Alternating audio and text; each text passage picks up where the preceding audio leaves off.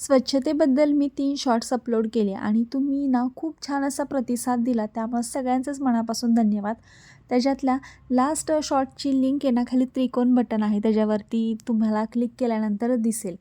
तर सगळे महत्त्वाचे जे शॉर्ट्स होते स्वच्छतेबद्दल ते तुम्हाला सांगितले, पण एकच महत्त्वाची लाईन राहून गेली आणि ती महत्त्वाची लाईन खरंच खूप महत्त्वाची आहे आणि ती म्हणजे घर स्वच्छ ठेवणं हे कोण्याही एका व्यक्तीचं काम नाही, तर हे घरातील प्रत्येकाचं काम आहे.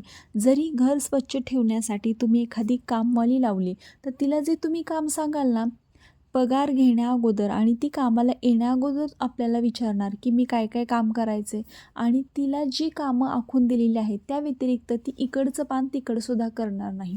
त्यामुळे घर स्वच्छ ठेवणं ही घरातल्या प्रत्येक व्यक्तीचं काम आहे, कारण की ते घर आपलं आहे.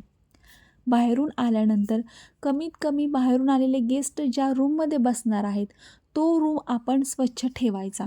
हा जर तुम्ही संकल्प केला की काही नाही, हा अर्धा रूम तर मी रोजच स्वच्छ ठेवणारच, तर तो अर्धा रूम काही महिन्यातच अख्ख्या रूममध्ये बदलेल आणि ते अख्खा रूम येणाऱ्या काही महिन्यांमध्ये नक्कीच घरामध्ये रूपांतरित होईल आणि तुमचं घर ना रोजच नीटनेटकं राहील. पण घरातील एकच व्यक्ती जर सगळा पसारा उचलत राहिली ना, तर त्या व्यक्तीला स्वतःसाठी वेळ देता येणार नाही आणि घरातील बरीचशीच बाकीची कामं पेंडिंग राहतील.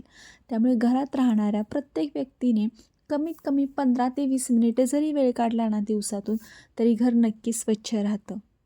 जसं घर स्वच्छ ठेवणं, घर आवरणं आणि प्रत्येक वस्तू जागच्या जागी ठेवणं महत्त्वाचं आहे ना, तेवढंच महत्त्वाचं आहे महिन्यातून फक्त अर्धा तास काढून, महिन्यातून एकदा अर्धा तास काढून तुम्ही घरात नको असलेल्या वस्तू काढून सरळ त्यांना डस्टबिन दाखवणं. कचरा गाडी आल्यानंतर ते टाकून देणं महत्त्वाचं आहे. आणि तुम्ही ना फक्त येत्या 6 महिने ट्राय करा की दर महिन्याला तुम्ही अर्धा तास काढून घरातली एक तरी वस्तू बाहेर काढा. घरात नको असलेल्या वस्तू किती हळूहळू कमी होतील आणि नवीन येणाऱ्या वस्तूंसाठी जागा होईल. घरातील प्रत्येक वस्तूला जागा मिळाल्यानंतर पसारा खूप कमी पडेल आणि जर घर स्वच्छ असेल तर मन फ्रेश राहतं. मन फ्रेश असेल तर आपलं काम आणखीन आपण जास्त स्पीडने करतो, आपल्या कामाची पद्धत बदलते, आपला ब्रेन ॲक्टिव्ह होतो आणि ह्या सगळी घरामधल्या पॉझिटिव्हिटीनं असं होतं की आपली ग्रोथ व्हायला लागते. तर असा स्वतःचा छोटासा शॉर्ट. Bye, love you.